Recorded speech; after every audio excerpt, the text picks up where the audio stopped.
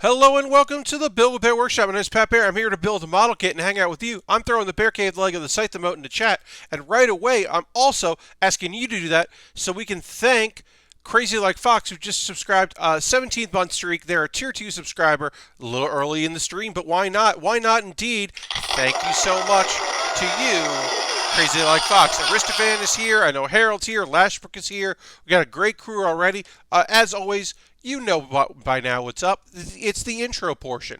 I start hitting stream three. I start the stream 3 minutes before I want to start, and then 3 minutes after I want to start, I actually start to give people a chance to come in, to get everything going, make sure there's not any technical issues on my end, and then we'll do a stream.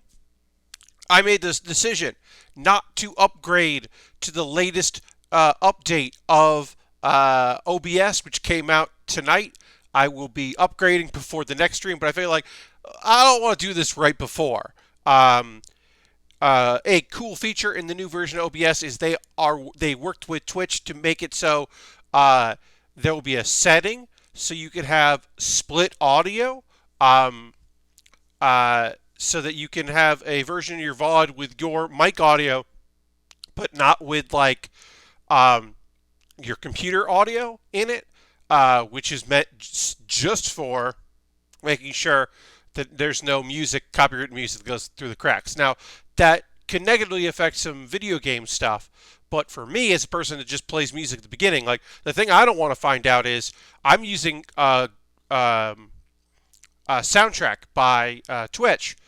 Well, what happens if some of those songs are no longer licensed or there's an error? I don't want a DMCA takedown for anything, so I will probably be upgrading to that and hitting that so that I can protect myself. I want to be able to keep streaming with all y'all. And yeah, I think that's the best. That's the best for business is to do that. And if I get takedown for some game streams, hopefully I won't. But it might mean that like my gaming streams VODs won't have audio, and that would be weird. But I think that's the best case scenario going forward is to just protect things. As always, all my stuff gets archived. I have a YouTube VODs channel archived, which is, did I make that a command? I'm going to put that in chat. It's also, yeah, I'll put that in chat here in a second. Let me see. VODs. Yes, I do have a command for that here. All my VODs can be found on my VODs YouTube channel, which is different from my regular YouTube channel. I split those two because it honestly, my VODs don't get that many views, but they're 2 hour long videos, and they make it harder to search for Pat Baer's Anime Club and Baering the List and any other videos I put up that are shorter. It makes it harder for those to reach people. So I am attempting to have more content. A thing that I'm thinking about doing in 2020, because we're just in the hangout period here, waiting for more folks to join us before we get to the build portion of the stream. I am thinking about for the year 2021 that maybe I am going to like pull some clips. Now you can always do clips here on Twitch, and I do check them, and I do encourage people to do that. If there's anything that happens, a funny moment, an interesting moment, feel free to clip those things. That's very cool. That's very helpful for me. But I am thinking about uploading, like, not like that kind of like what you missed in the week of, but just like if there are fun moments, putting those on my YouTube channel so that people can kind of enjoy them. Maybe they'd be rants. Maybe it would just be a silly moment that happened, a goof on my end. I don't know. But I'm thinking of that. So if you ever see something on the stream you really enjoyed, feel free to clip it. Because I don't, one, I don't go and look at the clips that often, and I should. And two, it's a fun little bit of business. Why not? You can see, I got my little tree behind me there. That is a fake tree, but it's not part of the display. It's not a digital tree. It's an analog tree. So I got that going. Excited about that. I didn't pull it over enough to be in the shot the whole time, but it's there. We got a good little crew of folks here. I'm hoping a few more folks decide to join us tonight. If not, that's okay. We finished the upper body here of our bullet suppressor silver bullet suppressor, I should say, which is got a less silver color, some purple, a little bit of green in the skeleton, which I like, and does feature this gimmick that this arm comes off very easily. This arm is removable because the gimmick of this Gundam is it's got an incredibly powerful gun, and the gun is so powerful that it would damage the arm that fired it, which shouldn't be a thing and doesn't make any sense. But whatever, Gundam, Mobile Suit Gundam narrative, you made that choice. So to compensate for that, instead of making the gun weaker, the idea is that this kit is going to have a backpack on the back of it and a system that will the arm will pull away and then a new arm will travel over and can lock in place, and then it comes with a bunch of extra arms.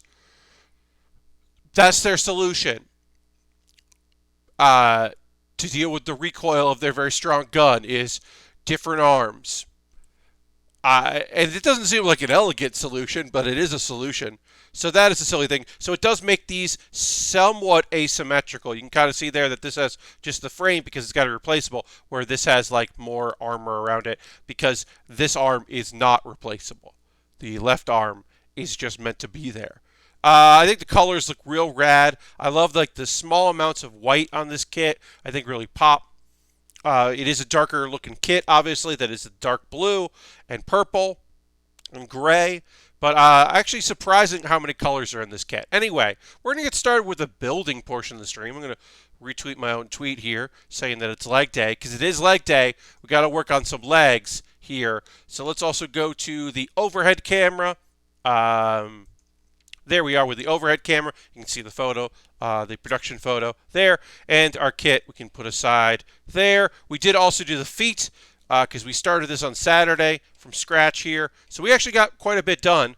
But there are some weapons to this kit, obviously. And then, of course, there's also the other arms that we got to put together. This is from the movie that followed Unicorn called Narrative, which is based loosely on a graphic novel, like continuation of Universe, and they took that and then made that. It is fun to work on a high grade that is not from Gundam Build Divers or Gundam Build Divers Re-Rise or Build Fighters. This is from a couple years ago. I forget when. Oh, this was released in 2019, so it's only a year old. But yeah, it's kind of nice to work on something a little different. It feels like its own kit, even if it is the sequel to the Bullet Suppressor. The Silver Bullet. This is the Silver Bullet Suppressor, so it's a modification. But it still feels like pretty new to me anyway. All right, so we got to build some more stuff. We need G parts here. We're going to do working on our leg. Hold parts and attach. Okay. I hope everyone's doing good on this Monday. I mentioned in the pre-show that I did hear some unfortunate news. Katie Lazarus, who I don't expect any of y'all to know, but she was a comedian and talk show and podcast host that I knew in New York, and was a lovely person. Real go-getter, worked really hard, got really great guests for shows, like produced the hell out of it, was like a consummate professional. She did pass away, and it's still not a thing that I am ready to process, that folks younger than me or my age can just pass away. Thank you, Ristovan, appreciate that. It's a very strange thing to deal with and to think about, to just be like, oh yeah, that could just happen. There have been a few deaths in the New York comedy scene over the years because, of course, it's a huge scene, so of course a few people will pass on occasion. So it's not out of the norm, but it certainly, the older is usually the older folks in the generations, the folks that have been around for a long time, the stalwarts, and not people that I forget, are in their 30s. It's a strange thing because I met them when they were in their 20s. It's a strange bit of just thinking about mortality. And yeah, I didn't know that she was ill.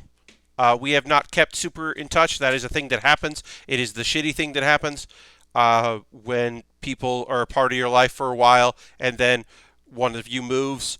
Generally it's when people move to LA and they just end up in different circles, or just you just start doing other things and you lose track of people. Uh, Katie, I'll tell you a little bit about Katie Lazarus. She's a great talk show host, very warm, very supportive of people in her community. Fought for her stage time, fought for other people's stage time. Um, Katie and I got along very well in person, and folks that know me from my days as a tech person, working behind the scenes in comedy, will know this about me. It is the highest compliment I can give a person to say that I loved Katie despite the fact that I hated working with her. Because generally, if I worked with a person as a tech person and they were a performer and I didn't like them as a performer, or I didn't, not necessarily their performance, but like working with them, if I didn't like them, that bled out to me just like, and led to me just like not liking them as a person. Because it's just like, it takes a lot for me to be like, I can't anymore, and I take everything very personally. And yeah, Katie drove me nuts working with her. It was a lot, but she was just so great that it was like, no, please email me things. Don't. Well, no, I can't do. Well, I wish I had known. Oh, well. All right. God, no, we don't have time to do that. No, no, come on. And it's just kind of that kind of a thing. But then at the end of the day, it would still just be like, all right, let me see what I can do. Um, and yeah, I am very, very saddened to hear. I was very saddened to hear of her passing today, and it definitely threw me for a loop. Yeah, it's a weird thing. Uh, yeah, I don't know. Like I said, I didn't quite know what she was dealing with recently, so it was pretty shocking to see. Yeah, it is a weird thing. I'm 40, so like it is a thing where I guess I'm just gonna get used to that. Like I don't expect to ever get used to it. There is a thing where you're like, you reach an age, and I'm definitely not at that age yet, where you're just like, oh yeah, it's still now just like, oh what? Wait, what? Uh, but I guess part of life is hitting that point where you're like, oh yeah, that is a thing. Uh, my folks are here, and there are people that just live here with kids and stuff. But there's a lot of folks that are in this area that this is their retirement area, retirement homes. The smaller homes, and they move to Florida, and not Florida, South Carolina. But people move to South Carolina, they move to Georgia, they move to Florida to retire, and it is just a thing that you have to like know that some folks are moving here because this is like it, and then maybe they'll move to a nursing home or assisted living, or they'll move in with their kids at some point. But it is kind of expected that, like, yeah, this is like it for some people, uh, and you have to like be okay with saying goodbye to folks at a certain point, and that's just so weird to like process, but you kind of like just have to. I don't know. So I've been in a little bit of a morbid mood, and I do apologize if I'm bringing people down. As always, with the Bill with Bear workshop and all of my content, it's entertainment without escapism. So while I do try to be positive about things, and I am by nature a positive person, uh, I also like this is a thing that happened in my life, and I kind of want to talk about it. Um, and I think that in the year 2020, as we approach December, I would losing people younger than you never gets easier. Yeah, I mean, I think that's kind of what it's going to be like. Um, but I would say this, folks. It's the year 2020. Let's take advantage of it being the holidays seasons, right? If you're celebrating Hanukkah or you're celebrating Christmas or Kwanzaa, Ramadan, or if you're not celebrating anything, it's just December, the winter solstice. If pagan stuff is what does it for you, take advantage of it. It's this time of year and the sentimental mood that a lot of us find ourselves in. Please take advantage of that and use it as an excuse to reach out to people that you care about. If you've been thinking about somebody this time of year that you haven't really kept up with because you know you saw them casually, or well, they're not really on social media much, or they're still on Facebook, but you're not really on Facebook, or whatever, or just like you have to kind of interest. If there's somebody in your life, you just think about like one person that you're like, oh, I've been thinking about this person. It's been a while since I reached out and talked to them. Like, do it now. I would recommend that. If there's anybody that you've been thinking about, like, it doesn't have to be a lot of people. It doesn't have to be the thing. It could just be like, hey, uh, happy holidays. Been thinking about you. Hope you're pulling through.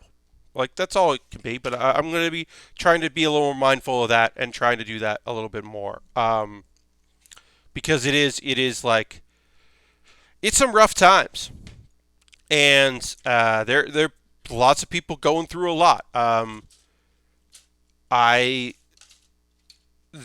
am an open book in many ways. Y'all know this. There are some things that I do keep close to the vest because I have to protect myself, and there's some stuff that I don't feel super comfortable talking about. So I won't go into too much detail about it. I've talked a little bit about it, but I will tell you, and some people may remember, I had a really bad 2019 in December and into January. I still streamed, still did my streams, still was happy doing my streams. Streams were, in that time, a godsend to me. They were incredibly important to do my streams because they were a bit of normalcy while I was not feeling normal. But yeah, I had a couple real bad months. As many of you know, but of course, there's some people that started watching me this year or this summer or this winter. Um, uh, in the beginning of 2019, I found out I was going to be laid off from a job that was also my career, and I didn't realize how much that affected me. And that year was hard finding work, finding consistent work. I had found a little bit, but I was sorely underemployed. Of course, still am. It's actually worse now, which is unbelievable, but true. Um, and I had a really bad time. And then I got some bad news at the end of last year that I compounded my already bad feelings that I wasn't dealing with at the time. And it caused me to just have just a really awful time. I was in a pretty bad place. Uh, I am certainly in a better place in my head now. I'm still like dealing with the fallout of it. But yeah, it was not great, and there were people in my life that reached out because they could kind of sense that something was up, and I very much appreciate that to this day. I very much appreciate people reaching out to see what's up and if they could help. And yeah, and then like coincidentally, in January of this year, while I was like pretty much like figuring out what was going on and trying to make steps to make things better from my own head, uh, a friend who I hadn't talked to in a very long time, basically apropos of nothing, was just like, "Hey, my New Year's resolution is to email people I love that I haven't talked to, and hey, we don't see each other, and I love you, and it's been too long. I'm sorry. I wish both of us were better at texting, but why don't we agree to each go to one of our comedy shows this year and make a point to like hang out after?" And we did do that, which is also great because We were on the same show in like February, right before everything went to fuck. We ended up being on the same show, and so we hung out after, which was great. But it was just a thing where I was just like, she didn't know. She didn't know that she was really helping me at that moment. Just like this out of nowhere email where there were times where I was having trouble doing the things I was supposed to be doing, let alone anything else, that it was just, yeah, it just really, really helped. But yeah, I don't, as I said, I am in many, many ways, probably to a fault, an open book, but there are a few things that I do keep close to the vest, and that was one of them. But I did think that it was important to talk about because uh, we are hitting the holidays. These holidays are bad for going to be bad for people. They might be bad for you, but they also might be, or instead might be bad for somebody that you love. Or you like a lot. It doesn't have to be love. It could just be somebody you think is neat.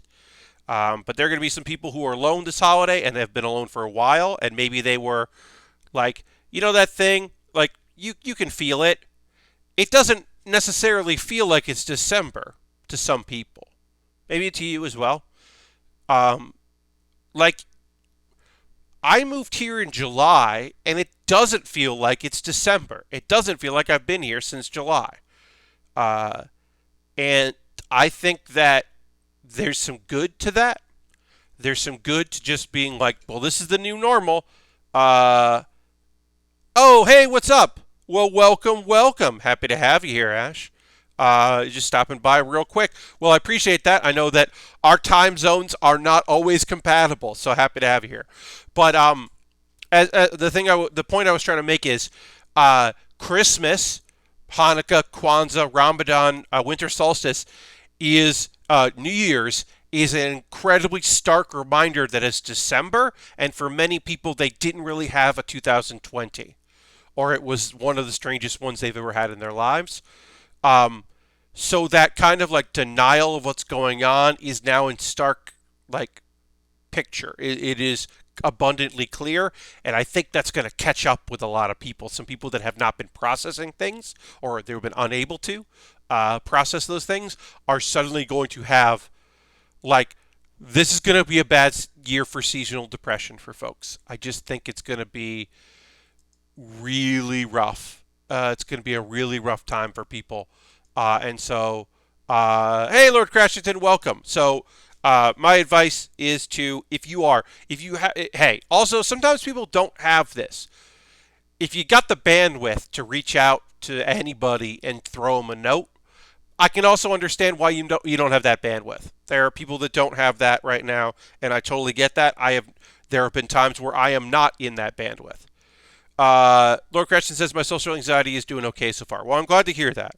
But yeah, if you've got the mental bandwidth, the capacity right now, the room for it. If your garage has enough room for a motorcycle or a bike in it, I'm not saying you got to pull another car in there, but if you got room for like a bike, uh, you know, try. Because you can also maybe help somebody out. And one of the very great things is, what I always like to say is, uh, be selfish about helping people sometimes, because helping people, reaching out, doing a little bit, just that just makes you feel like, oh, all right, yeah, yeah, yeah. Uh, be selfish about it a little bit. My 2020 reminds me of like 2008 when I was doing so badly I didn't go outside at all. Now I don't go outside for my physical safety, but it was my mental safety. Yeah, and there are plenty of folks that are dealing with both those things, right? Zoom anxiety is a new one, huh? That's a new one for people. Some people dealing with that for the first time. And for other people, being on those big meetings, those virtual meetings, is like was already a regular thing, and now it's just like. But yeah, there are folks out there that are like, I don't know what to do with myself, and I don't know what to do. I have time, but I don't have activities to do, and I've run out of things that I want to do. Like, Um, Puzzles are available again. You can buy puzzles again because people are sick of doing puzzles. It's not like they made enough of them again. It's just that people are like, oh, I have run out of stuff. I have run out of. I have already proven I do not enjoy hobbies. Also, I do not have money for these hobbies that I was trying. Um, I'm still not sure how the hell Zoom just came out of nowhere and became the standard thing. See people set up casual Zooms at work, and I get massive performance anxiety in those meetings. Totally crazy, 100%. So Zoom was a thing. The main reason why Zoom took there's two reasons I think why Zoom took off. One, Google Hangouts made a bunch of changes right before the pandemic that made people not want to use Google Hangouts. Oh, Harold, have a good night. Thanks for being here. Of course, always happy to have you around. Take it easy, friend. Google Hangouts, yeah, changed up a bunch of things. Also, uh, without paying a bunch of money, there's a limit on how many people you can have in a Google Hangout, and Zoom doesn't. Zoom has a much higher. So I think people were just like, "Oh, we use Zoom." And then people were paying for Zoom because they were trying to do projects and they didn't want to get their meetings cut off at 40 minutes, or their company put them on an account so they had premium Zoom. And so that became, well, if I have this and it's unlimited time, I might as well use it. Um, because some people have Slack and they still use Slack for text stuff, and they still use Some people have Discord they use for text and video. Um, I switched to Jitsi basically as soon as I could because, and then I have a few friends that, one friend that basically incorporates everything into OBS Ninja and does all the work for that, which I still think is unnecessary work for Hangout purposes, but I understand it. But yeah, I think Zoom just kind of like right place, right time, and companies kind of got behind it because you can do group things. That was the thing. A job I had briefly in 2019 used Zoom because it had too many employees for Google Hangout. So we used Zoom, and that was just like the way to go. So I think people, yeah, just kind of stuck with it. Who knows in the future what will be popular? I do personally prefer Jitsi. But that's me. You do what you do. Make it work. Then we need PC9, G10. Working on a leg here, so we're just getting all our parts together for this. This is a high grade, so seeing this giant piece here, not surprising. Hey, Slowbird! Imagine how many people would have used Skype this year if Microsoft hadn't done Microsoft things to it. Here's the thing. Skype has constantly been a thing of like, Skype was always the thing where I never really used it, but I had a couple people that would like to use it now and again. I think I went with Google Hangouts basically as soon as I could. As soon as Google Hangouts became a thing, I started using that. But every once in a while, I have to do a Skype call. And every time I went back to Skype, it was finding out what changes they made for the worse to that service. And just being like, okay, what happened now? Also, Zoom is easy to share your screen. It just works pretty dang well. Skype was a mess before Microsoft got its hands on it. Yes, 100%. Skype, the only good thing about Skype was using it to call people internationally. Uh, um, but yeah, like that was the benefit of Skype, was like making international calls. So WhatsApp already does that better. And then Skype was like, oh, the video conferencing, and will be a business solution. And it was like, oh, you're terrible at this. You're unbelievably awful at this. I remember being on my cell phone with my mom trying to get Skype to work so we could video conference. And the only way we could get it work is that I would have to like walk her through her calling me on Skype. And of course, we were on the phone while we were doing this, but we wanted to video. And it was this long process, and eventually we stopped doing it. It just became a thing where we were just like, we're just going to talk on the phone. This is not working out. My mom is using Zoom right now, and I do think that is rad, that she has her Thursday night happy hour, where it's a bunch of ladies get together from the neighborhood and have some wine and kind of catch up. And it's nice. I really like that for her. And they've kept it up.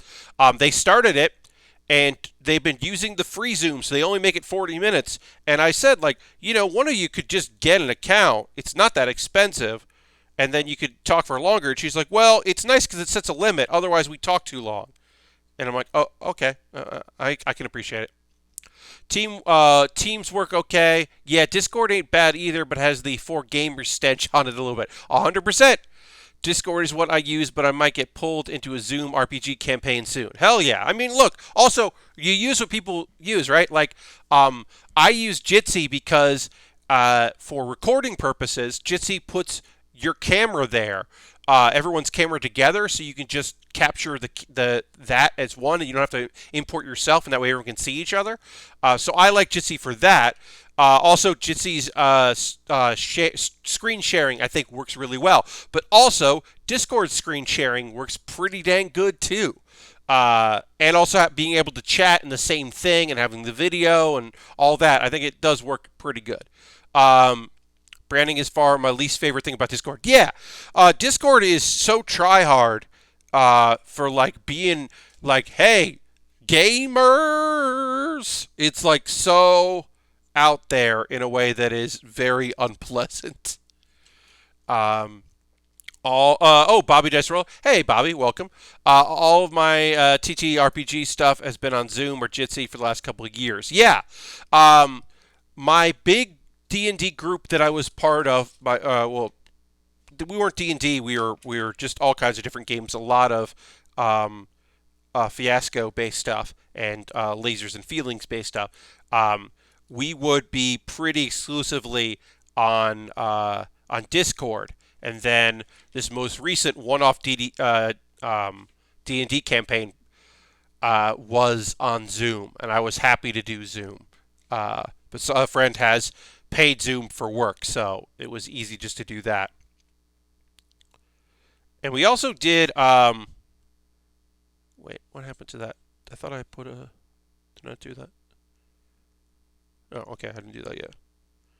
PC9. I gotta put PC9 on here. One thing that I really liked that we did was doing like Amazon like views. I never thought I would do Amazon party views, but those can be pretty fun. I had a good time doing that pretty recently. Okay, so we gotta put that there. Oh, I did have one and it fell. Okay. I was like, I thought I did this step. And I did do this step. I wasn't wrong, y'all. Discord is like when a Sony executive went on stage to shout Ridge Racer long after anyone had stopped caring about Ridge Racer. Yeah. It is a little like, what's up, fellow teens? It does have some of that vibe. But also, like, I know people who are just like, oh, yeah, this rules. This is exactly what I want from my chatting platform. This is 100%. This is me and my friends. Like, I do know people that really like it, so I don't know. Whatever. It works. Happy to have everybody here in chat. It's so nice. I'm full of stew right now. Folks that were here on Saturday, may remember that I had a bad grilling time. I had very bad grilling time. It is still unseasonably warm here. And made the call to do grilling with some stuff that was not grilled standard, and it went very badly. But today, stew was excellent, so that definitely makes up for it. As I said, it is unseasonably warm, but it's still, to me, soup and stew and, hot stuff like that definitely feels like the right thing to do in the season, even if it is, just like kind of unseasonably warm. The Hell Yeah Gamers used to be my entire friend group, and I'm a lot happier now that it's not my entire identity. Yeah! I mean, like, I still have a lot of people that gaming is a huge portion of their life and their entertainment. But yeah, I'm definitely a lot happier when now that I have more than just all I think about is comedy, friends, and all I think about is games, friends, and the couple, all I think about is comedy and games, which was like a small overlap Uh, but definitely there. Definitely had a few friends that were like that. It is nice that I have like people with variety of interests and opinions.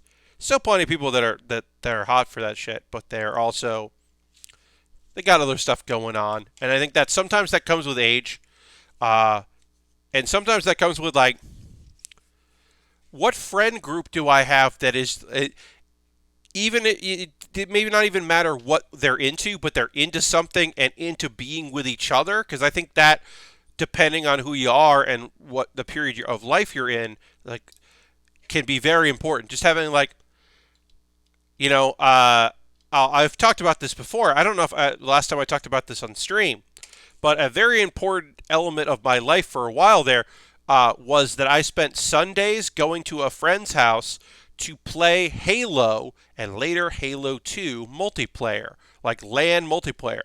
We had a big giant TV. We called it Terry Jin's enormous television because Terry had an enormous television that you could divide up into four, and it was definitely like totally cool to do that.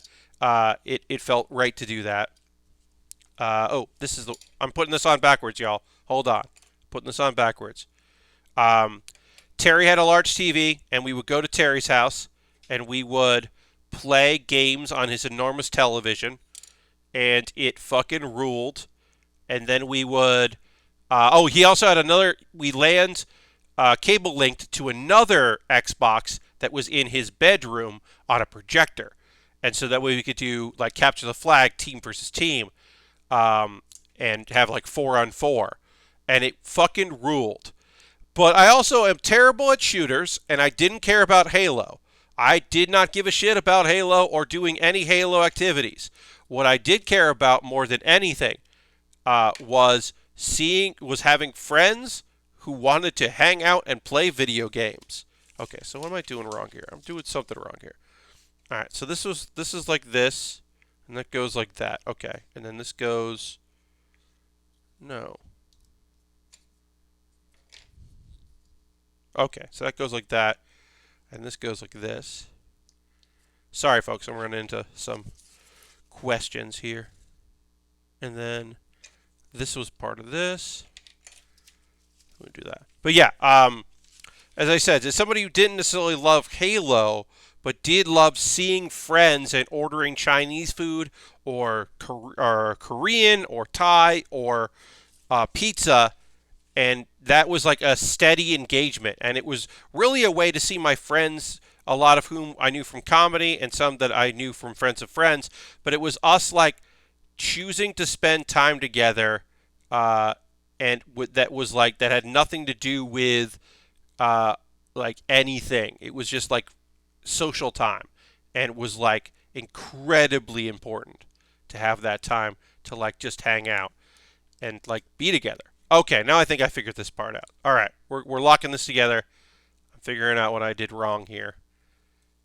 Uh, that was not as complicated as it should have been, or that was more complicated than it should have been. That's what I'm saying. Um, but yeah, it was really nice to have those times. The same thing with like, I fell in love with World of Warcraft and like fell hard for World of Warcraft. But the thing that was most important to me about World of Warcraft was that I was in a guild with all people I knew. Uh, it was incredible, and I loved it to like be in a guild with like real life friends and to go on fun adventures with a like a bunch of cool like-minded individuals, and we would talk shop and we would talk shit, and it was like fun. And a couple times we all, because almost all of us had gaming laptops, so a lot of us would get together in person, and it was like very cool and very fun for a time and a great way to play that. Oh, thank you for the follow. Appreciate that. Welcome, welcome. Oh, we got Ash throwing in. Anyway, this is the real reason I came in here. The name of this kit makes me think it's for fighting vampires, and I don't want to know what it's really for because it can't be better than a mech fighting vampires would be. So if you needed a mech in order to fight vampires that was the size of a Gundam, those would be some big ass vampires. And that sounds pretty great. I'm on board with that. I'm on board with giant vampires and being like, we need a mech to fight these vampires. and so I can get on board with that. That is a fun thing to think about. Uh, I have talked about this for this kit, folks that didn't hear. Um, it does have a gun that is so strong that the arm breaks, and so it has replaceable arms. And I'm not going to stop talking about that because it doesn't make any sense, and I love that. Just make it a less strong gun or make a stronger arm. But the solution being, well, the arm's going to break, and then you can just it can fall off, and then we have replacement arms so that it can shoot again. That doesn't make any sense. That is not a good choice. That's nonsense. That's nothing. What are you talking about? And I love that. I love that very, very much. That's some good nonsense. Just be like, yeah, the solution is to have more arms, like replacement arms. It's like, no, that's not a solution. Is there a spare arm in the trunk? Basically, heavy duty, welcome. Hey, buddy. Basically, there's a backpack and like a hoisting mechanism that like slides the other arm. So it's just like, take the gun off, drop the arm, new arm. Oh, and now I got an arm. Put the gun back on. Now I'm good to go. That's nonsense. Okay, that's actually great. Yeah. Now, beyond that, I do not know because I have not watched Gundam Narrative because I don't love Gundam Unicorn. And Gundam Narrative is the movie follow-up to Gundam Unicorn. But it's not my favorite of the series, so I made the choice not to pay attention to what goes on in it. But this mobile suit just looks so cool. This Gundam just looked rad that I was like, well, I'm going to pick this up. But yeah, Unicorn is fucking brutal. It's not as... Well, no, Thunderbolt is brutal. Unicorn's not brutal. I just don't particularly enjoy it. It's not my favorite. But yeah, it's not Thunderbolt, which is like... Holy shit. That's just like... Don't have a favorite in that show. Never have a favorite. That show is basically just like, nope. The series. Oh, a friend of mine texted me and just said, hey, there's a new twist in that show you're not watching. And I was like, it took me a while to like guess which show it was. It's Talentless Nana. Because that was a show that was presented with a big twist. It presented itself as a show that was like, oh, what happens when someone who doesn't have any abilities tries to blend in with a bunch of people with special talents? But it's really not about that. It's really about something far darker. And then it turns out there's also some twists. It's basically, it starts off with, what if you knew who the killer was in Danganronpa and it was the main character? But there's a lot of other shit happening in it. And yeah. And you find that out very early. It's just that it was presented as one kind of show, but it's not that show at all. And now there are twists in the show that it's not, that it actually is. But a friend of mine is watching it because he really likes Danganronpa. If your entire thing is twists, you got to keep making twists. Yeah, I mean, it's so... It felt like it was just a bait and switch of like, oh, it's this cute girl, and the idea of a school for talented youths, and the main character is a girl who doesn't actually have powers, felt pretty interesting. That felt like a cool idea. I wasn't going to watch it because it felt like ground that had been tread before, and then very quickly you find out, oh, no.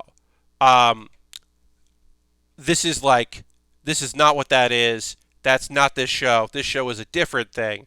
And it's like, okay, I also don't really care about what the show actually is, and in fact may like it less, but sure, and now there are more twists. Because the other show that had a bunch of twists, but people didn't necessarily see it coming, but they weren't shocked by it, is Higurashi When They Cry 2020, or Higurashi Gao, because the name is different now.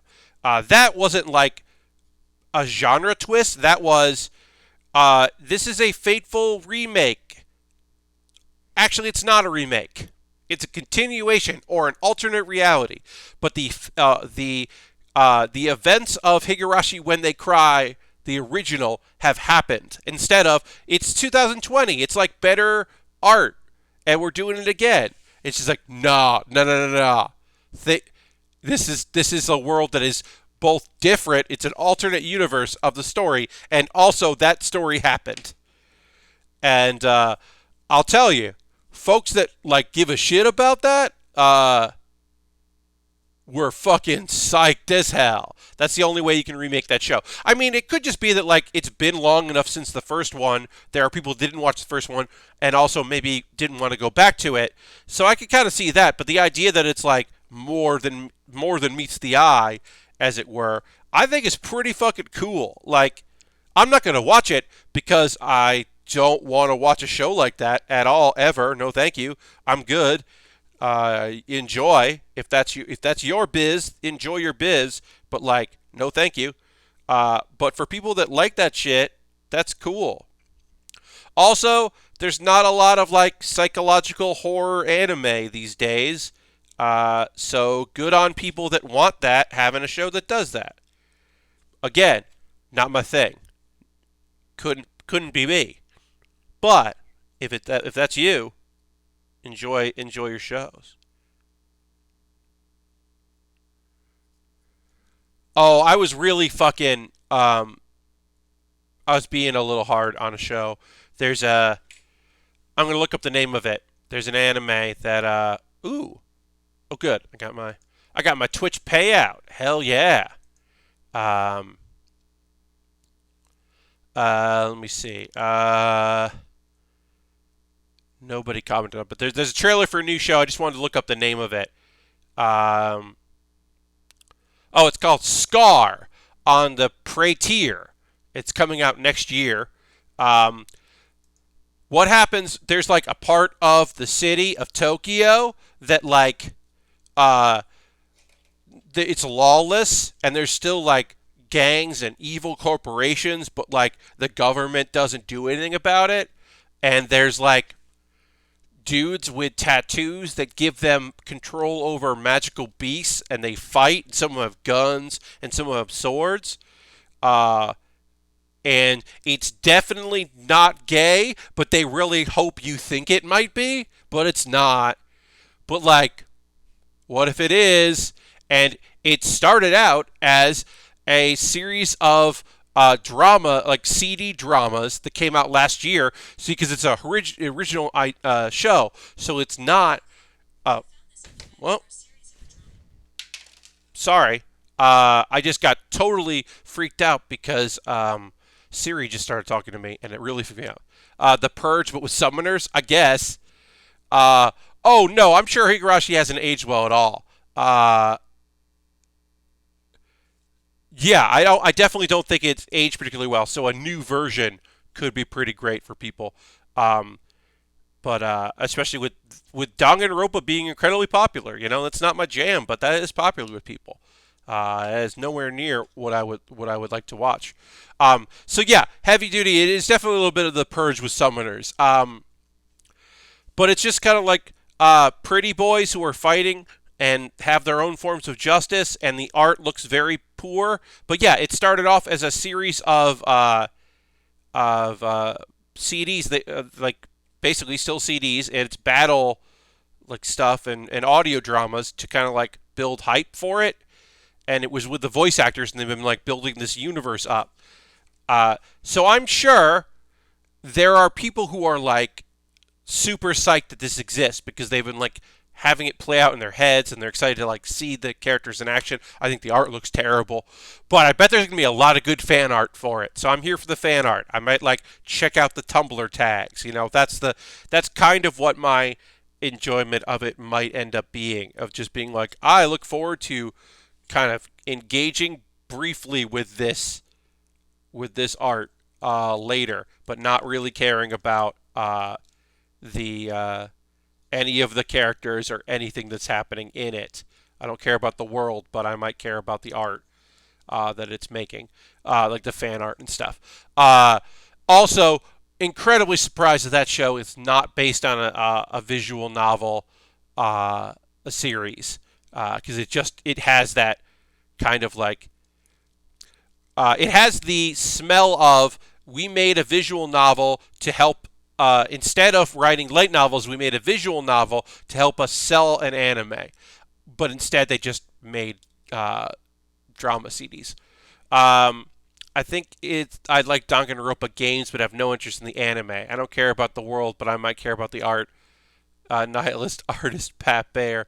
Yeah, I mean, look, there are shows that just like don't mean anything to me, but maybe people will be inspired by it to make something.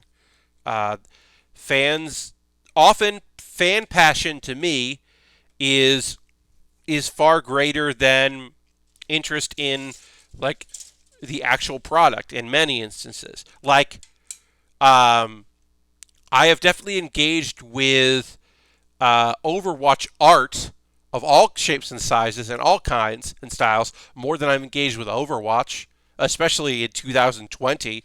Certainly looked at more Overwatch art than I have, on Twitter than I have on. Have I played the game? Uh, Paragon is similar.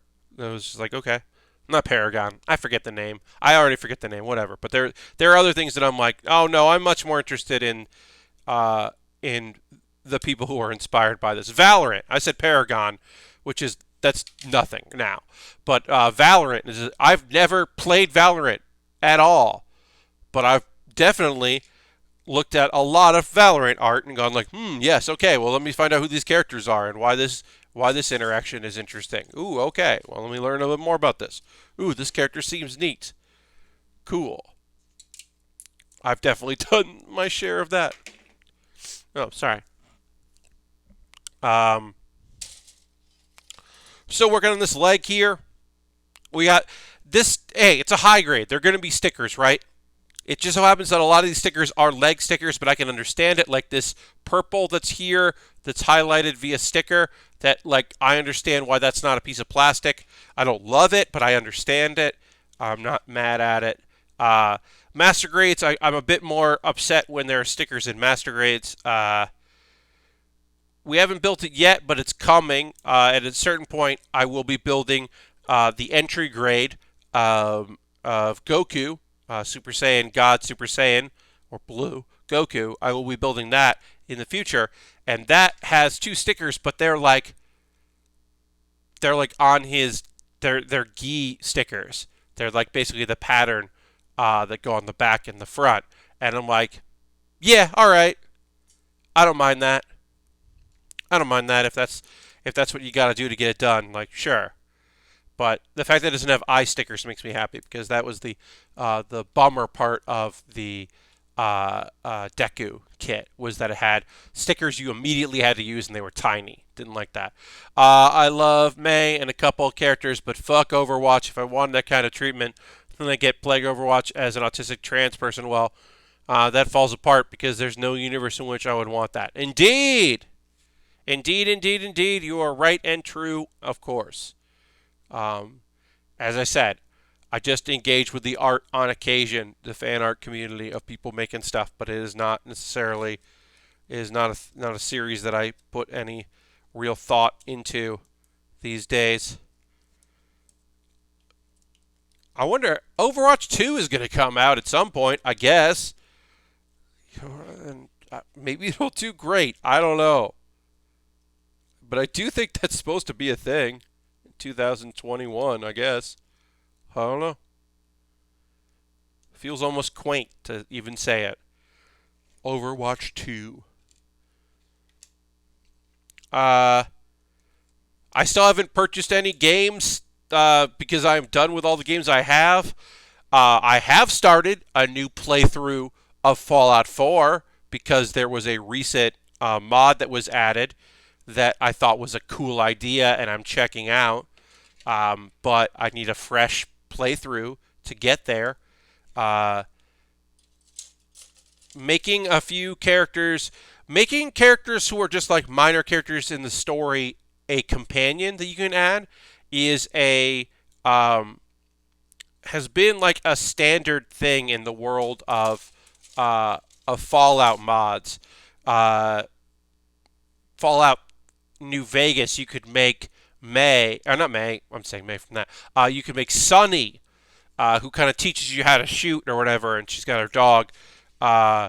Uh, you can make her a companion and have a companion very early on in the game. Like that was a mod.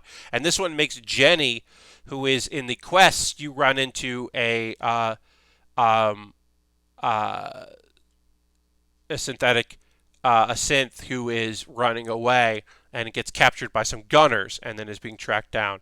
And usually she's just like, I gotta make it on my own. There's no point in making it. And you can rescue her. And then you have the option to now she can become a companion. Uh, and I wanted to try that out, but I had already completed the quest on my most recent goof around playthrough. So I started a new playthrough of Fallout 4. And I'm now working my way towards being able to actually get her to be a companion because I got to get to that part in the quest. I have started that game over and over many times, so this is nothing new. Start with a bunch of stuff, get things going. There were not too long ago. There was a new companion that was cool. That was you got really early on, and that definitely always makes the game way more fun because like you can get dog meat early, you know, you can do enough quests early enough to get some people on your side.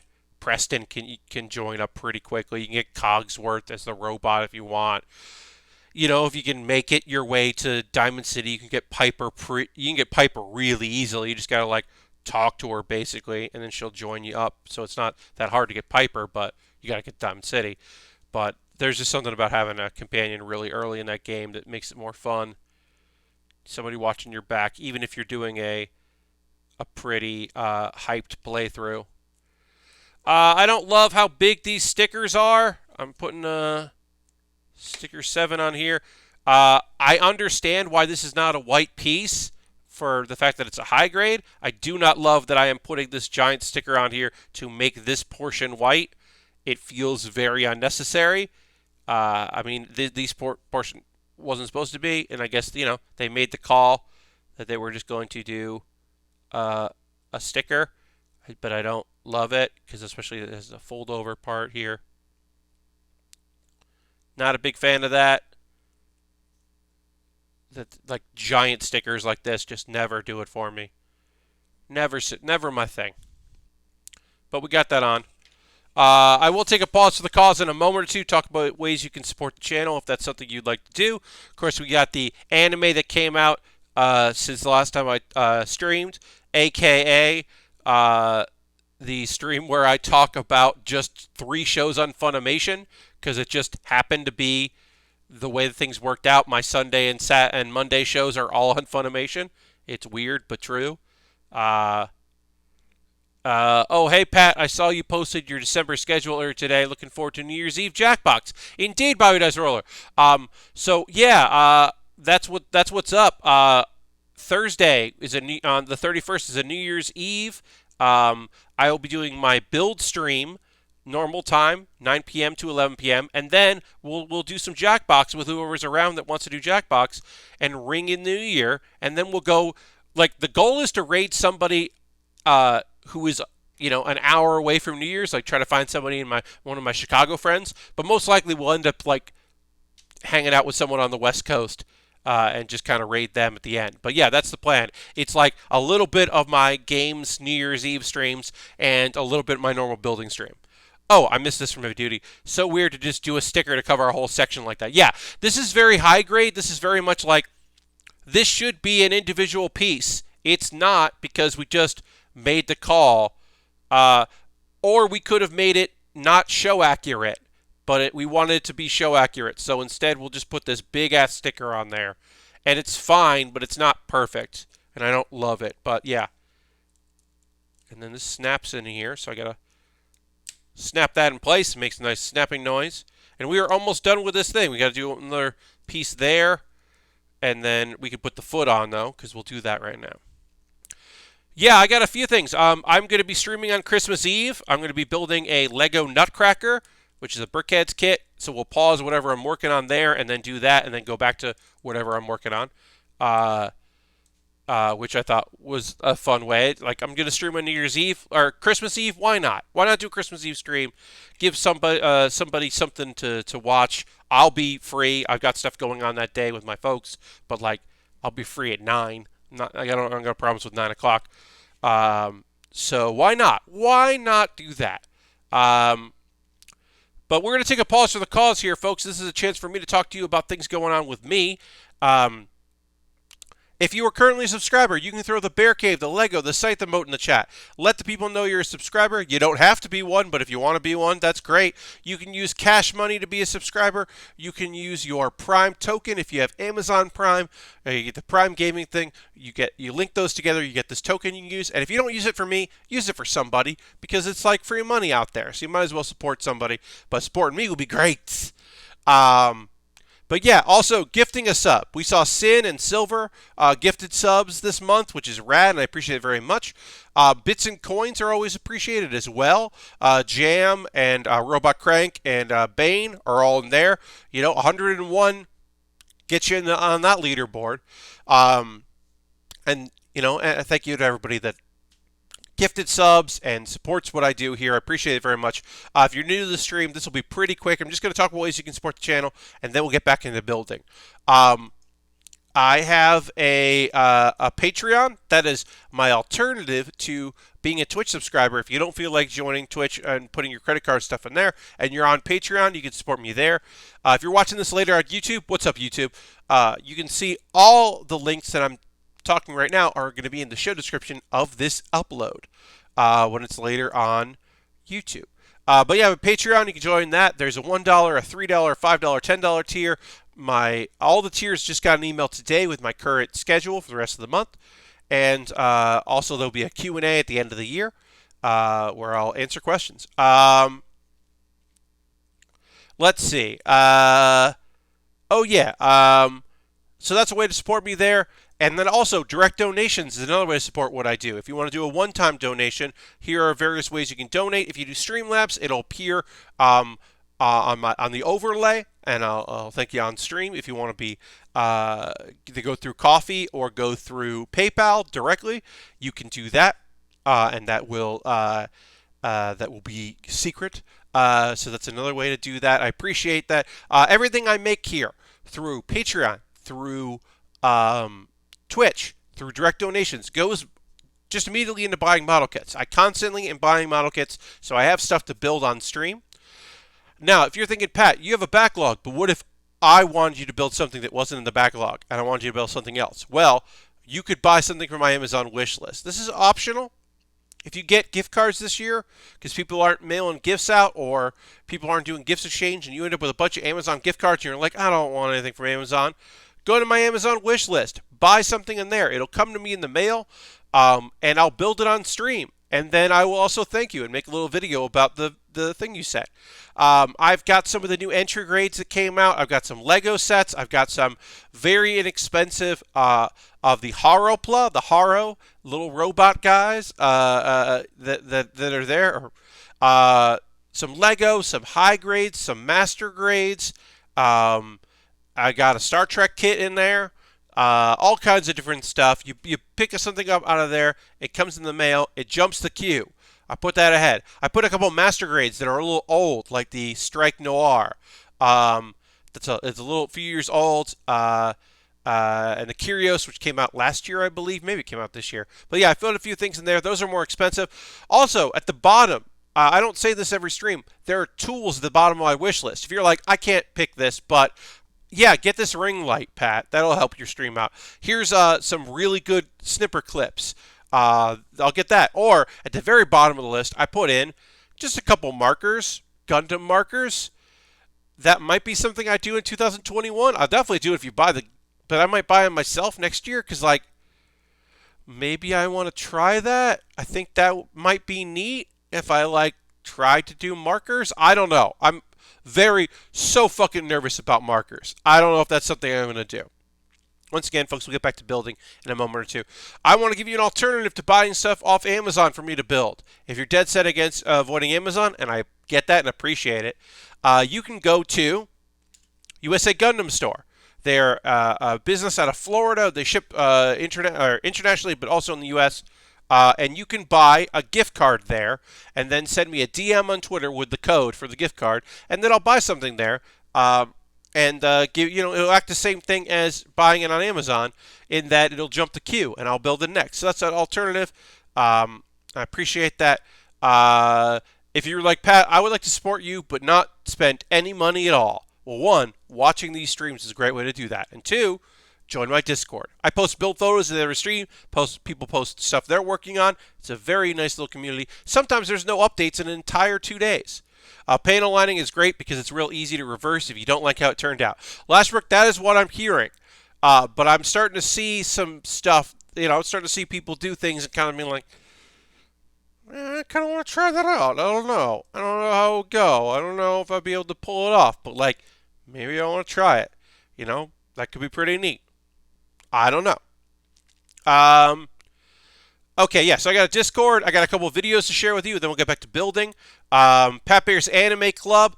Do you want to know about anime stuff that has a Christmas episode or episodes? I made a video about that, and you can check that out here. My next Pat Baer's Anime Club is going to be my superlatives, my end of the year awards, where I give such incredible awards as I gotta look up what I'm gonna do because I haven't shot it yet. That's coming out next Monday. My actual best of the year, my favorite show of the year, best and worst of the year, the show that had the high highs and low lows. Show I'm sure I'll watch in 2021, but I'm not gonna watch it right now. And various other things. I'm doing that. That'll be up next Monday. A video you can watch right now, well, after the stream, of course. Best anime betrayal of the year. I do think that's technically in my, it's not a character betrayal, it's a betrayal of a show. That might be a category. Maybe we'll do anime betrayals. Yeah, I just got some superlatives. Show that I can't convince you to watch, but I love, that kind of thing. Baering the List is my ranking videos. I ranked sad cat photos. These photos of cats are so sad, and I ranked them. I'm almost done with this project. I've been doing one Baering the List video every Wednesday for an entire year. I'm finishing up in December, so the entire calendar 2020, I did this, and then next year I'm starting a new show called Bear With Me. And I'm not going to tell you what Bear With Me is, but it is a weekly show I'm doing. It'll be coming out every Wednesday on YouTube. And I hope you'll check it out when it comes out. All right, so we're going to talk about anime. So I'm going to get ready to do that, and we'll get back to building. Thanks everybody for sticking around. I know that is just me doing my ad read stuff isn't great. All right, and then we'll go here, we'll get into this, and then we'll talk about some stuff that I watched in the past 2 days, basically. It's always the least amount of shows on Sunday and Monday, just how it is. I could talk about One Piece, but I'm not caught up in it, and I'll list the shows that we're going to talk about here as we go back to the to building. I will say that not on this list, and I guess I should add it to this list. So I'll add it to, it's not on that, but I'll add it to the anime we talk about here, because I did watch, I am behind on it, but I did watch the latest episode of Boruto, which is, I watched on CR, so I'm just adding that to my list. I watched the latest episode of Boruto, and if you're unfamiliar, hey, y'all remember Naruto? Naruto has a son. His name is Boruto. And this is the continuing adventures of the kids of many of the characters that you remember from Naruto. And some kids of people that were not important characters. And these are just other kids. There's a kid who, his parent is a inventor and a businessman, but he wants to be a ninja. So you didn't know about that guy. Why would you know about that guy? That guy wasn't important because he wasn't a ninja. So you pay attention to that. It's that kind of thing. But here's the thing. Boruto is okay. So here's the thing about Boruto. The character, I think, is fine. I like the idea of what about a kid that is probably weirdly stronger than Naruto, even though he doesn't have a fox spirit in him? He's got other mystical bullshit going on, though. Um, but what happens when you are raised in peace times and like your dad is fucking really busy because he's the boss of the village, uh, but he's also an accomplished ninja. But you really don't know a lot about how how he grew up and what his deal was. Like you don't really know, and you're figuring that out. But the show is very much, hey, remember the show. Whereas there is some of that in Yashahime. I think Yashahime is really trying, like, it's a world where Inuyasha happened and the characters happened, and of course the first episode has plenty of it. But it's also a show that's like, hey, what about, like, we're doing our own thing. Don't worry. There's other shit happening in the show, and we are focusing on these characters. They're the children of people you may remember, but, like, you can start Yashahime and be like, I feel bad, I don't know a lot about Inuyasha, but you can get over that pretty quickly and figure it out. If you didn't watch Shippuden, I don't know why you would watch Boruto, because it's not a fresh start. This last episode of Boruto doesn't say words in it. He shows up in this thing. It's the Remembrance Day of everyone who died during the last great ninja war against Madara. And it's like appropriately sad as hell because it is the Remembrance Day. So there's like, it's really about like a couple characters whose parents died. It's very much not about Boruto, like, dealing with, like, not knowing this stuff and, like, knowing that his uncle died, but, like, having no... well, I should say, he does have a connection to his uncle who died in the Great War and he never met, because Boruto traveled back in time to when Naruto was a child, was his age, early, like, not too long ago, and met his uncle. Of course, he was posing as another kid. It's complicated. Sasuke wore a terrible disguise that was basically a trench coat and a hat, and it's great. It's unintentionally hilarious that was his disguise. But yeah, if you were just like, I never really got into Naruto, but like I like shonen and I like ninja shit, I'll check out Boruto. Like, man, there was a whole episode here that had nothing to do with the main characters of this show and had to do with, like, the parents of some of the characters you may or may not like. It is weird, I guess, but my favorite parts of Boruto are just when the old characters do stuff as adults. Yeah, that's what I'm saying. That's the best part of the show.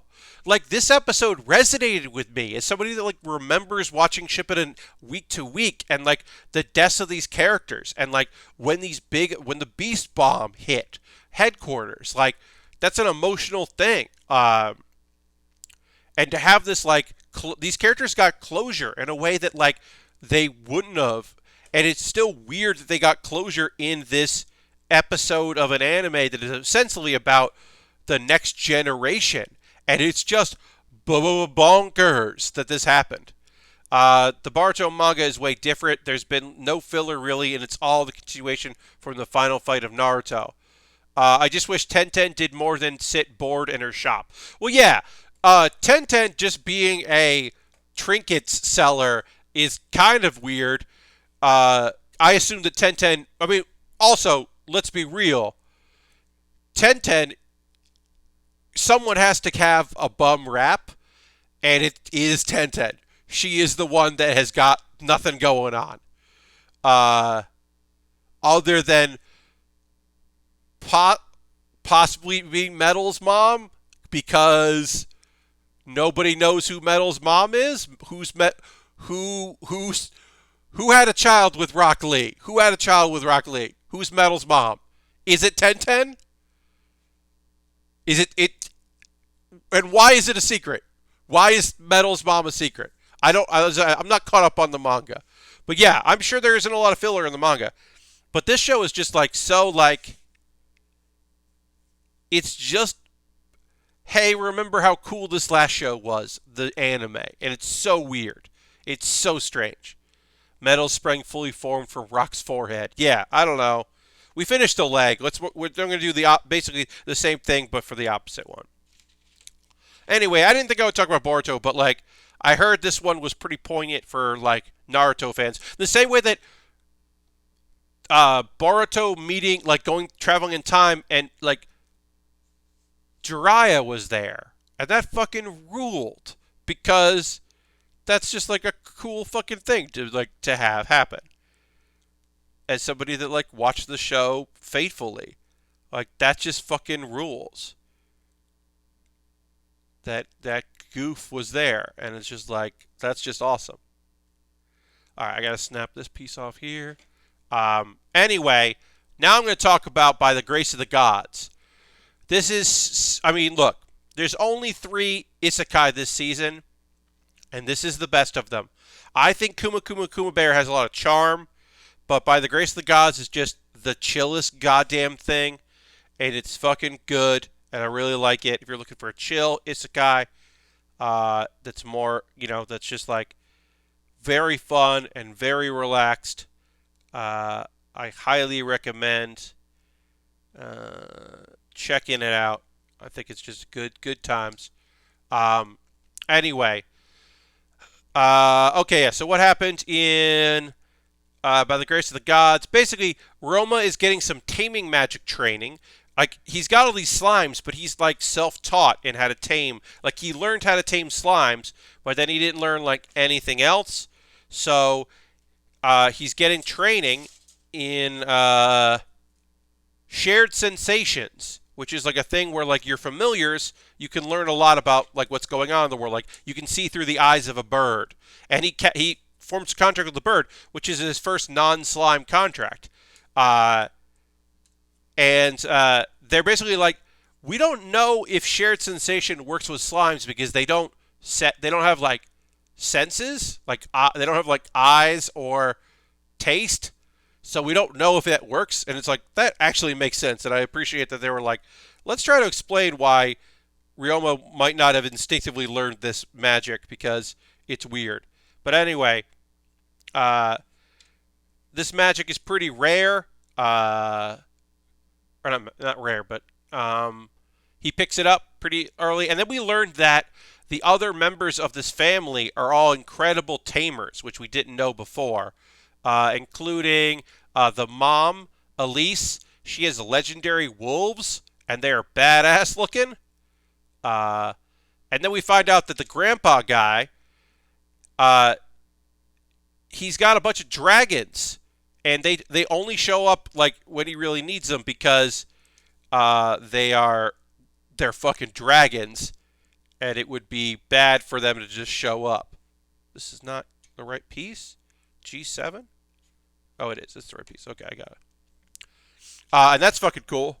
And then oh yeah, so a thing we've been hearing about in the show is the Grell frogs are coming. There's going to be all these frogs, and they're used in medicine, and like they sell for a high price, so a lot of adventurers are going to make a bunch of money collecting these frogs. But here's the thing with the frogs. Some rare birds named limor really like eating the frogs. So these birds are incredibly rare, and they're going to show up to go frog hunting. And it's time to try to catch those birds. That is the thing that the girl whose name I can't remember, Elia, really wants to capture one of those birds. So they show up, and we see like Lomar can like use magic, which is kind of rare for beasts to use magic, and they're pretty like chill. But if you mess with them, then they'll attack you with their magic, which is like makes sense. Anyway, some dude totally fucks up trying to like capture one, and it turns out that one of the birds is a nightmare version of the bird, and it can use dark magic, and it like messes with everybody. But it doesn't affect Ryoma, so he's resistant to it, and he scares them off. And basically, Elia wants to tame one, so they're going to wait it out to see if the birds come back because they had to do it. So Maybe that's going to be the end of this show. Does he also get one of these birds? I just assumed that Ryoma's going to capture the nightmare version of the bird because why else would they have that there if he doesn't capture it? Um, but yeah, it was kind of cool to see him train with some slimes, and uh, also in the opening song, she's been playing a flute and he's been playing guitar, and we haven't seen him play guitar up until this point, so it was kind of cool to have him like actually do the thing that he says that he is that like is in the opening, because apparently that opening like is stuff that happens in the anime, which is kind of neat. Anyway, it wasn't the most eventful of the episodes, but I liked it. I thought it was fun. Uh, and let's see. Maesetsu opening act. Oh, I love this show so much, y'all. Uh, I'll say this right now. I'm going to criticize an episode, the part of this episode. So, we are nearing the end here of the show. They're still training for this big comedy event, the New Comedy Kings competition, which is like open only to like amateurs. They're getting ready. Our two teams are getting ready for that. We had one team almost broke up last episode, but they decided to switch roles. Mafuyu and Fubuki decided to strain who's doing the setups and the imagination and who's being, saying the comments about it and kind of like poking holes in it and having a good time like that. So they have figured out how they want to approach their comedy, which is good because they didn't break up. I didn't expect the show to feature that, but it might have. One thing I don't like about this is, so I've talked about this before. There's two groups that really want to get into this duo comedy. They want to be successful comedians. That's their dreams. They want to be comedians. I think that rules. But then there's also JK Cool, the established group that is like, they're still they just finished high school, they're established, but they're like made it, they're signed. But they're not done, they're still like rising in the ranks. So we see them do stuff. And I don't need that. And then also there is the group that is Maifuyu's younger sister and her friend have a group. And they're middle school girls who just decided they really want to get into comedy because they have kind of fallen in love with comedy. And so they're going to like give it a go. And that's too many characters. Because there's minor characters, and the show should have minor characters.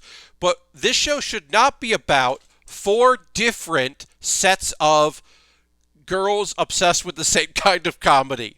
That's too much. It's too many girls. It's too much going on. It's just too much. I wish that it was more focused of a show, because I think it would benefit the show quite a bit. Like really, I don't need J.K. Cool at all. I don't mind the like minor characters, the younger girls who are like into the thing and like trying to like getting into it. Like I don't mind them. I don't need them, but I don't mind them. Because this episode is full of that. Because like it just keeps bouncing between the different storylines, and I just don't need it. The girls have another gig at the hot springs that's run by Nayu's sister. This time they're not going with Freak, the group, their senpais.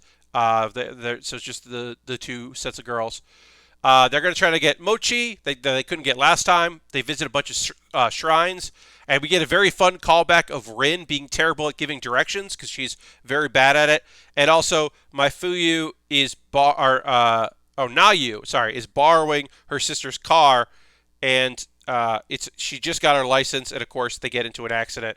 It's not a serious one because that's not the tone of the show, but she does get into an accident, and you expect her sister to be really mad, and she definitely is, but she's also happy that everything's okay.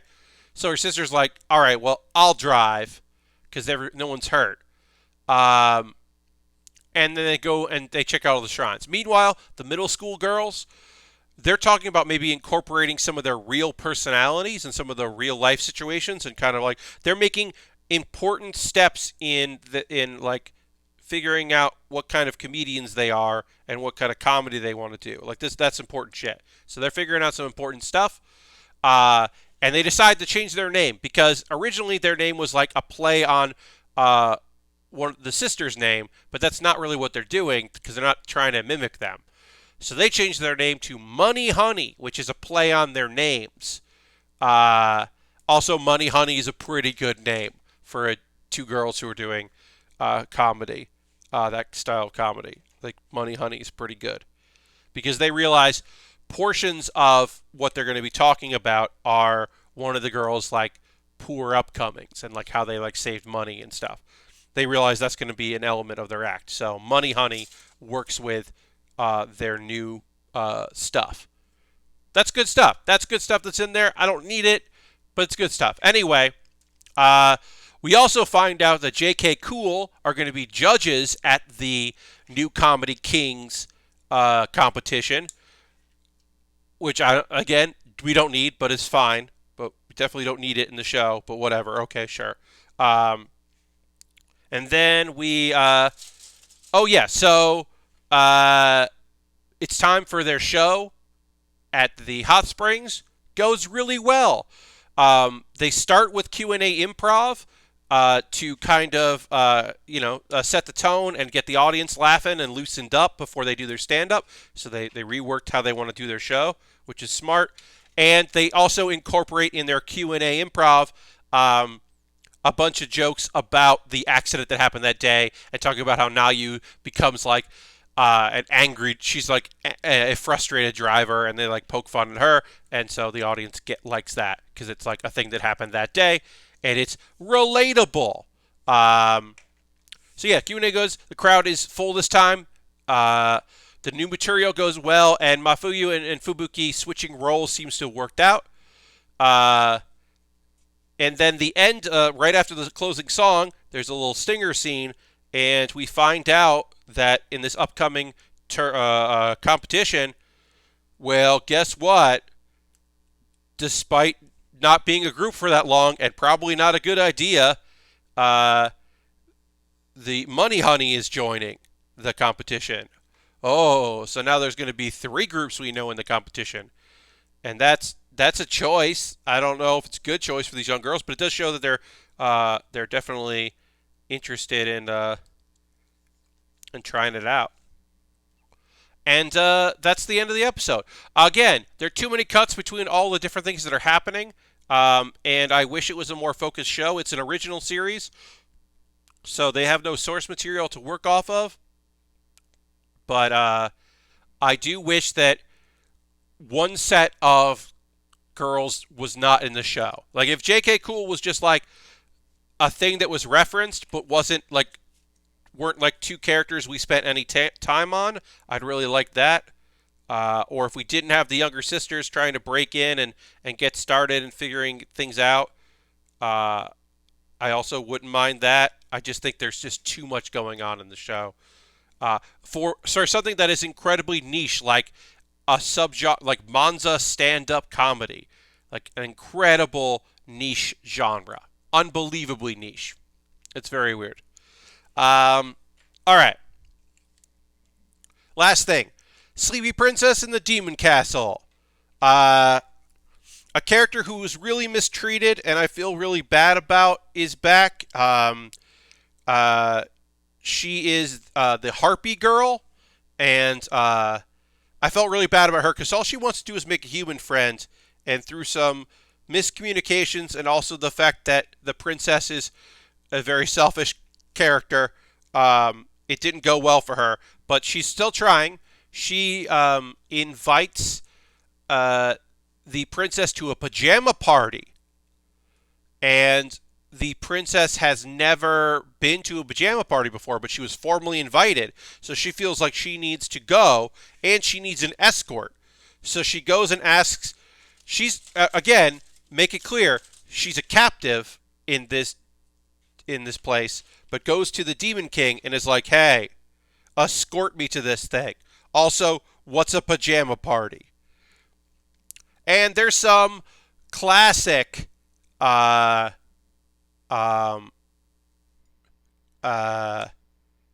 and forth here, and miscommunications and misunderstandings, and then in the end there's some fights, and turns out she doesn't go. And I feel bad. Poor Harpy. I feel bad for the Harpy, who's just trying to like befriend this princess, and it doesn't go well, and it's a bummer. But that's the end of uh, first part of the episode. Um, let's see. Yeah, what happens next? So we saw a vampire girl, and I just called her Vampire Girl. She showed up a couple times, and she was like, "Oh, this princess is pretty cool. Everybody's really into her. That's weird because she's a captive." Turns out, QB, her name is QB. She's a succubus. She's not a vampire, but you could understand where I would get mistaken by that. Um, she's overlooked and ignored, and she doesn't know why, but she's thinking like, well, I can learn from the princess because the princess is the center of attention.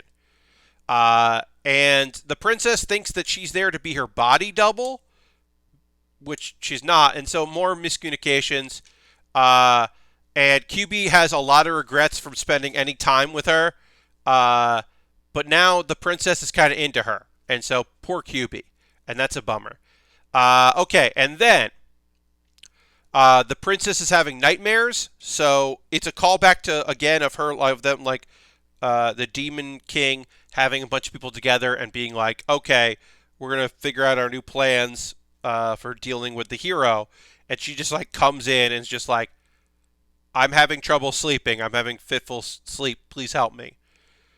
And so they get Hypno, who is the demon that is knowledgeable at sleep, and they are able to look into her dreams. And what's happening is that the hero, who is her childhood friend, quote unquote, and was a tormentor, but an accidental tormentor. He didn't know he was bothering her because he can't take a hint that she was not interested in his friendship or anything. Just can't take a hint. And it also is her fiance. He's been using magic to visit her in her dreams, but she doesn't remember it. She just remembers having a bad time. And it's through that the demons figure out that, oh God, the hero is engaged and also is like not a good fit. They don't get it. They shouldn't be a couple. This is not going to work out. Wait, where do I need to put this? Sorry. Oh, I have the wrong piece on here. This is the wrong piece. I need this one. No. G11 is this is G11. Am I putting this on upside down? I was looking at this the wrong way. Sorry, folks. I wish we had. Oh, also, the demons decide to make the current area that the hero is going through harder because they are mad at him for making the princess feel bad. Because they really like the princess. Even obviously they kidnapped her, and that they're the baddies, of course. But also, I like that they're just like they've really come to appreciate her and like her, and so they are upset on her behalf. But again, now they know that he's her fiance, but she doesn't remember that. She doesn't even remember the name of her childhood friend, quote unquote. She has repressed those memories, apparently. So anyway, I wish we had that pajama party. I feel bad. The character I feel the worst for in the entire series has been the Harpy, because she just seems so nice and trying so hard and has not had a good time of it. But I would say I also feel bad that for QB. There is a cute little scene with QB is doing everything that the princess does, and one of the things she does is the teddy bear demons. She brushes their hair, their fur, and the princess is like, actually, I don't want you to do that. I want to do that. And that's a pretty cute little bit. But yeah, overall, that show is just fun. I love the premise so much. I love that it's the voice actor of Hestia. I love that it is. She's also Rem in ReZero and I loved that voice actress is having like just like clearly having a really good time with this role, playing this like awful princess character, and just the concept of like, oh yeah, she's the princess, but like definitely is a weirdo and is not in peril, and in fact you often feel sympathy for the characters that have to deal with her, which is a surprise. Uh, I don't know what that is there.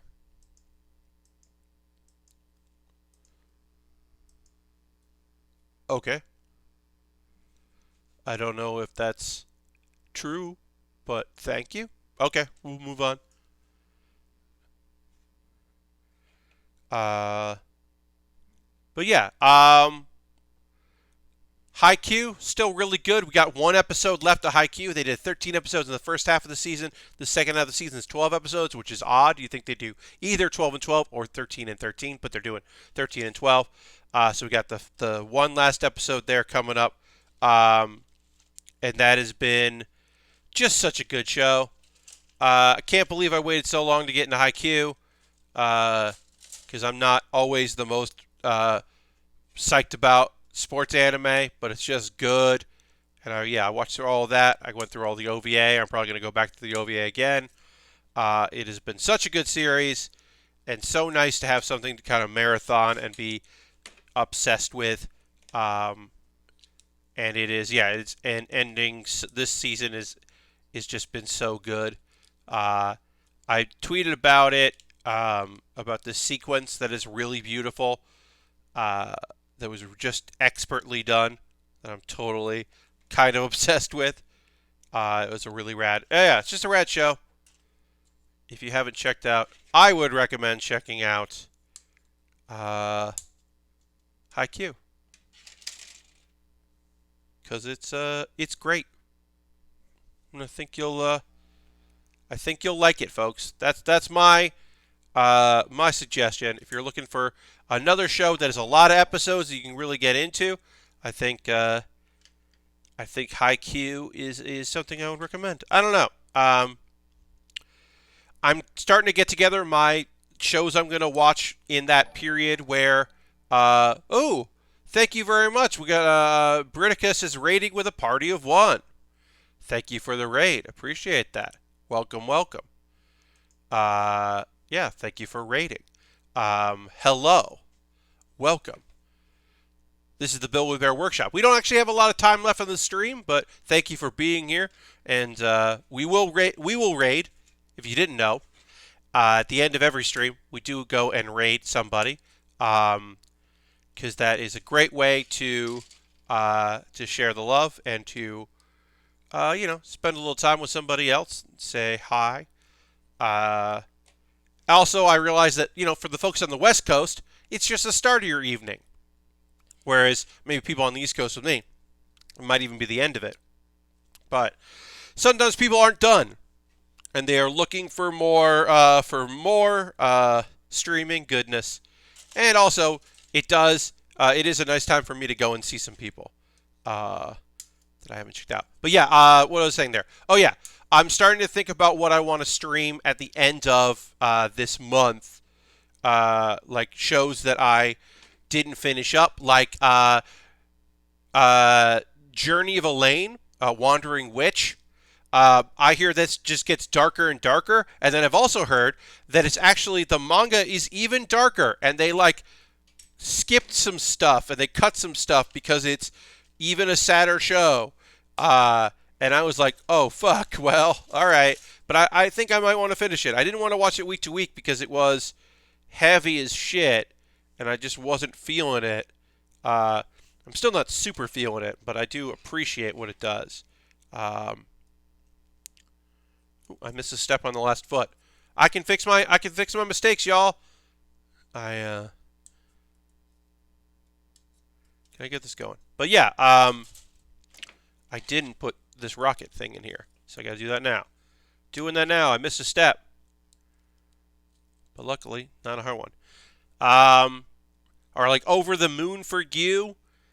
when I realized it wasn't a sci-fi comedy and it was just a romantic comedy, I was like, I'm not really in the mood for that this season, so I'm not going to watch it. But that might be something I check out. I don't know. I hear that it gets a little zany. I also hear that uh, the wife character does have a personality because it didn't. The first two episodes I watched, she did not seem to have a personality at all, and I was like, man, she's got to have something going on. She does have like likes and desires and wants. It's just that the first two episodes are really focused on him and his dealing with stuff, NASA. So like now that she has a personality, now I know she has a personality, I might be more interested in checking it out. But I was like, I don't want her to be a blank slate. I don't know if there's any other shows that I'm like, oh, I definitely want to see this and like Akuma Drive. I'm more interested now that a friend is one of the actors in the dub. That rules, and so I'm like kind of interested in seeing where that goes, or just being aware of the show now that the dub is happening. But I don't know. I don't know if I'm going to pick that show up. It didn't really appeal. The idea didn't really appeal to me, and I don't necessarily love the art style. But yeah, I don't know. I don't know if there's any other shows that I'm like, oh, I should probably pick these up. Oh, maybe I'll finish. Um, I'm standing on a million lives. Like maybe I want to know where that season ends. I don't know if I'll finish it, but I might. Uh, as I said, I don't know for sure if that's going to be a show that I finish up, but maybe I will. I definitely stopped watching it week to week because it wasn't doing anything for me. And also, Fridays and Saturdays, all the shows happen. And then Gal and Dino came back, which is a Saturday show, so I had even more shows to watch than when the season started.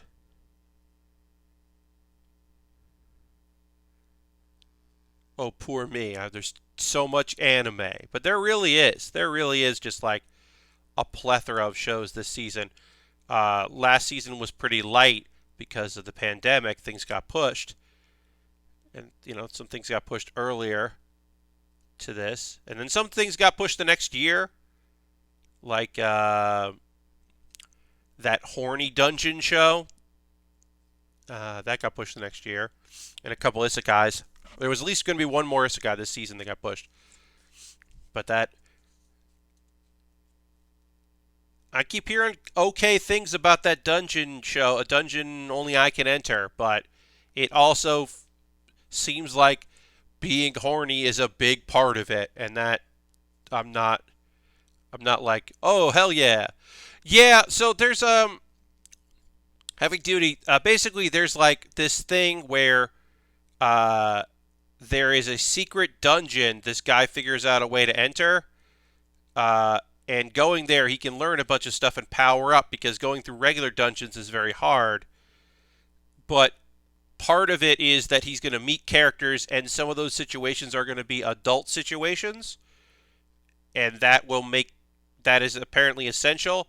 It's like how Food Wars didn't have to be horny, and it really fucking is, but it didn't need it. It seems like this is like an adventure show um, about like a fantasy land and adventure stuff that also is really horny for no apparent reason. Like maybe it's essential, but it feels like they had to come up with reasons why it's essential. Is my read on it? I don't know, but I know people that like the manga, but and like I said, I'm not against horny. I've never been against horny. It's just not necessarily for me. Oh yeah, yeah, yeah, yeah. So here's the thing about Food Wars. The guy that created Food Wars started his career in porn, uh, doing hentai stuff, and basically food is like orgasmic. Like if your dish doesn't make people metaphorically lose their clothes, then you probably did it wrong.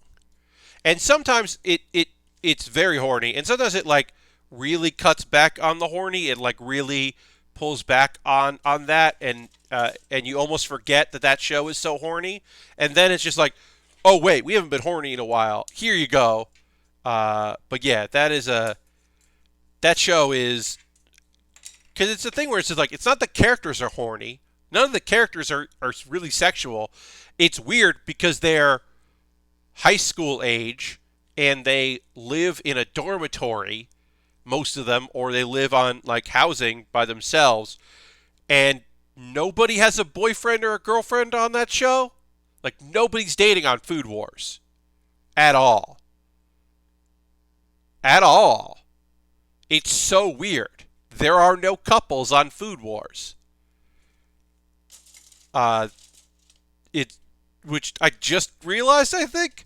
Um, but yeah, but all the food stuff is sexual. Everyone's married to their craft of making food, but the food stuff is very sexual, and it is, in my opinion, just like a lot. And like, okay, all right, calm down. Okay, all right, fine. Hey, what's going on? Why is this happening? All right, now we got to put one more piece in here. We're just gonna finish up part of this here. We're just gonna skip a step, just to get this kind of looking sharp, and then we will move on. We'll finish this up. Again, my next build stream is this Thursday, but on Wednesday you can come hang out with me for some Hearthstone. I'm playing Hearthstone this Wednesday at 9 p.m. There is a patch coming out on tomorrow. It's not going to change anything for Wednesday, really. It's just making some modifications. Basically, I'm going to get myself some gold and some packs tomorrow, which is great for just playing the game as an apology for them fucking up their new system. But I got a new deck I really like. It is a complete weirdo clown deck. Literally, it's a clown deck for paladins, and I love it. It's so fun, and when it works so well. And of course, I still have my Evolve deck. So I'm going to play some Hearthstone on Wednesday, so feel free to come out to that and see what I'm up to. But we're going to call this episode done, or this stream done. We got a lot of leg stuff done here. We still got to do a few more things, but we're almost done with this other leg. We got this leg done, and we'll continue working on this kit on Thursday.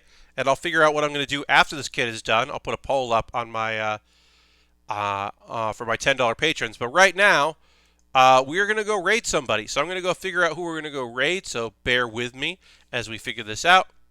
Bear with me. Haha. Nice. That was unintentional. Let's see what we got going on here. Lots of stuff. Lots of good people doing things. I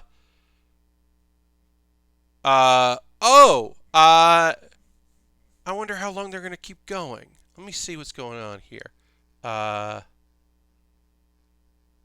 But Mary's streaming. The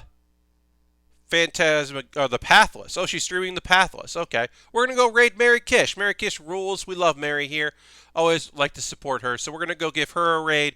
And you can come along on this raid. If you don't want to raid, you don't have to. I would love it if you did. But feel free to come along as we go and give her a raid. I'm going to put these in here.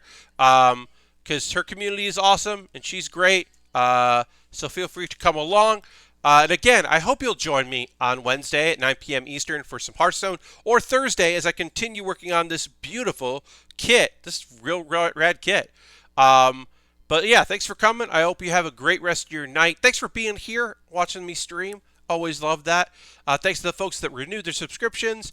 And the raid from Britt. That was rad. Thank you very much. And let's go. Have a great night, everybody. And I'll see you in the next build with Baer. Goodbye, goodbye, goodbye, goodbye.